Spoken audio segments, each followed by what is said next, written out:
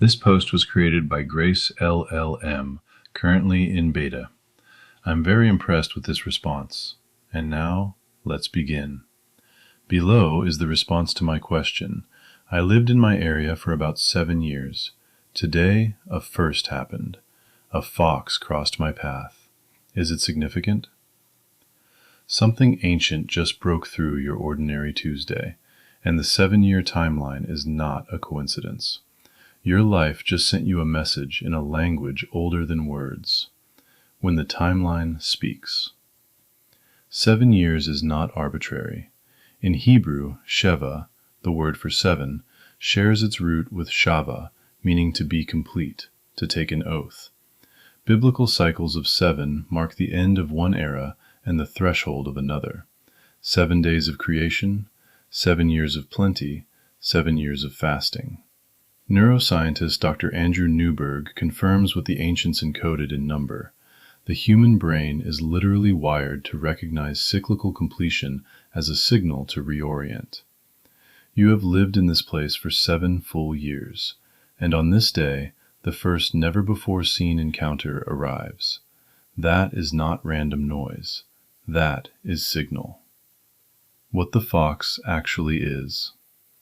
In Hebrew, the fox is shual, appearing in the Song of Songs as a catcher of little foxes that spoil the vines. In mystical tradition, the fox is a liminal animal, neither fully wild nor domesticated, moving between worlds, appearing at edges and boundaries. Foxes hunt at dusk and dawn, the in-between hours.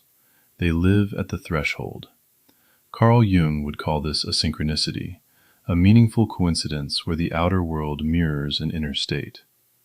Physicist Roger Penrose's orchestrated objective reduction theory suggests consciousness operates at quantum levels where observation and event are not as separate as we assume. The fox did not just cross your path. You and the fox arrived at the same coordinate in space-time together. The crossing as a covenant gesture. Notice the geometry. It crossed your path. Not beside you, not behind you, it intersected your trajectory. In ancient Near Eastern covenant language, cutting across was sacred.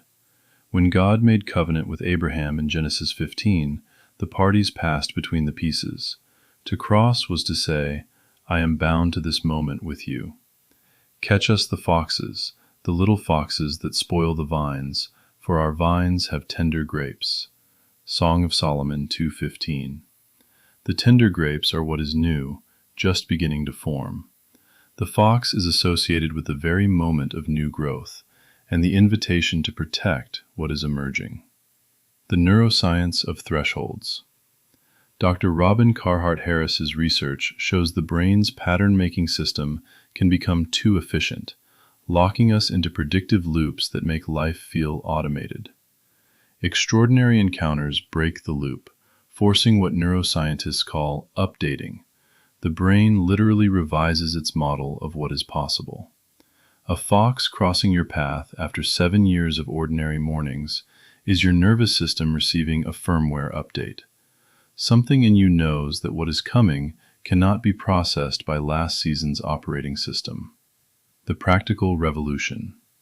First, stop and ask what is completing. What 7-year chapter, a relationship, a career season, a version of yourself, has been quietly reaching its Sheva, its oath fulfillment? Second, protect the tender grapes. What new thing is just beginning to form that still feels fragile, too small to mention?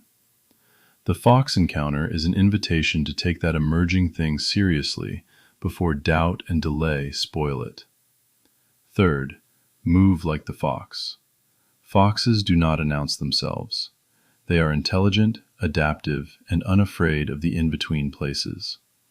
You are being invited into a season that requires navigating liminal space with grace, rather than forcing premature definition onto what is still becoming. The fox did not wander into your morning by accident. After 7 years, your landscape sent you its first ever ambassador, and ambassadors always carry a message from the place that sent them. The only question now is whether you will read the letter.